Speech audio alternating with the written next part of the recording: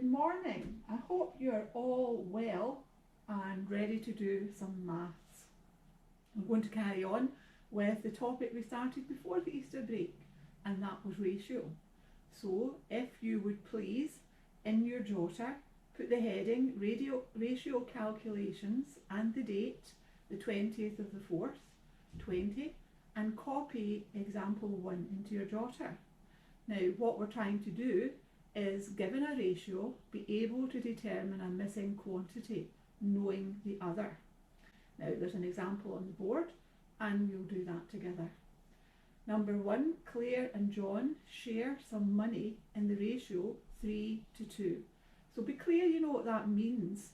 Claire and John, so Claire's getting the larger share, it's the ratio 3:2. For every 3 of whatever Claire gets, John gets 2. So Claire gets the bigger part. Claire and John share some money in the ratio 3:2. Claire receives £18. How much does John receive? Now we set that down in a table, and it's important that you set it down like this. So let's do our table. Claire and John.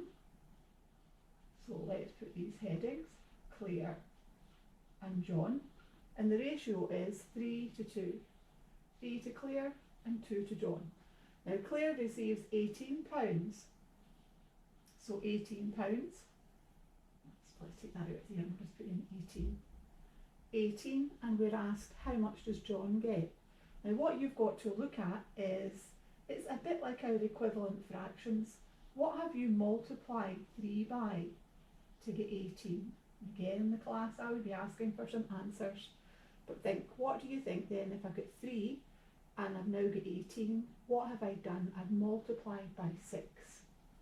So I'm going to multiply both of them through by 6. Because I've multiplied what Claire gets by 6, I'm going to multiply what John gets by 6. So that would give me 12. So the question was, Claire receives £18, how much does John receive? So we'll work that out. John receives £12. And that's a reasonable answer, isn't it? We would expect John to get slightly less. That's our method then. We multiply by 6 to get the amount that Claire has. So we multiply John's amount by 6. So John receives £12. Okay, let's look at a second example.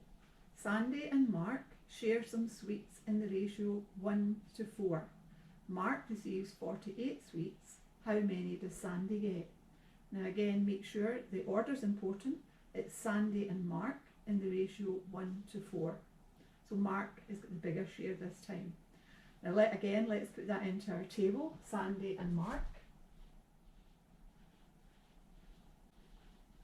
And let's put the information in that we're given. We're told that Sandy and Mark share the sweets in the ratio 1:4. Mark receives 48 sweets. So in here we put Mark receives 48 sweets. And we're asked how many does Sandy get? That's the information we're asked for. Again, we've got it in our table, and for every 1 Sandy gets, Mark gets 4. So Mark has got 48. Now again, you would look at that and say, what have you multiplied 4 by to get 48? So 48 divided by 4, that would give us 12. So we multiply by 12. So multiplying 4 by 12 to get 48, we're multiplying Mark's by 12. So we have to do exactly the same thing to Sandy's. We're going to multiply that by 12. So Sandy would get 12 sweets.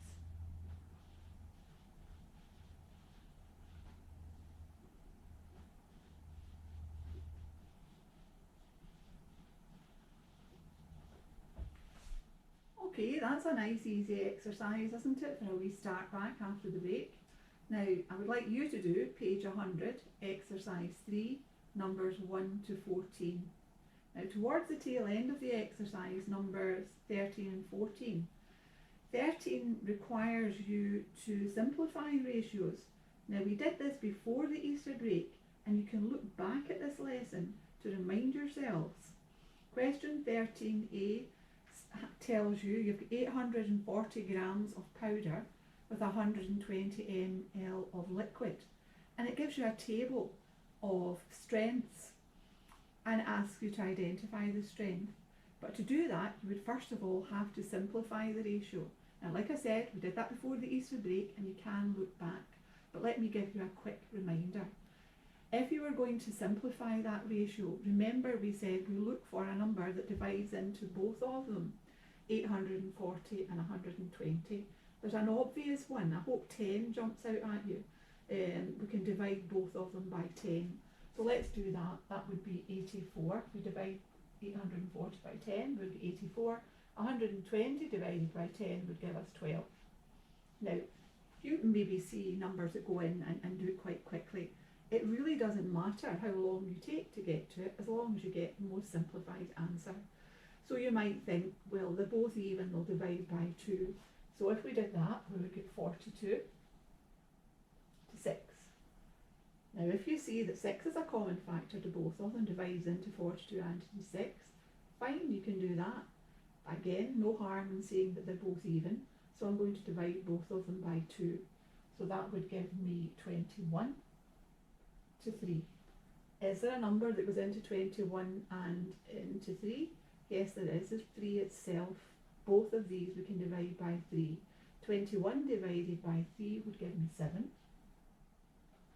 3 divided by 3 would give me 1. Now that's it in its most simplified form, 7 to 1. So you are asked what would be the strength of that, and you have to look at the table in question 13. You would look at the table to identify the strength. So just a reminder, simplifying ratios. That was before the Easter break, but that's a wee reminder. Now, question 14 asks you to simplify or to work out a ratio. What I would like you to remember there is that you compare like with like. Okay, one of the units is in metres and the other in centimetres. And that's again something we did before the holiday, reminding yourself that you had to compare like with like. So that's a nice exercise to do, and that's today's work, okay? Again, check your answers at the back, and if you have any problems with any of them, get back to me, okay? Same as in the class, check your answers. If they're right, that's absolutely fantastic. If not, you give me a wee note and we'll work through it. Okay, thank you very much.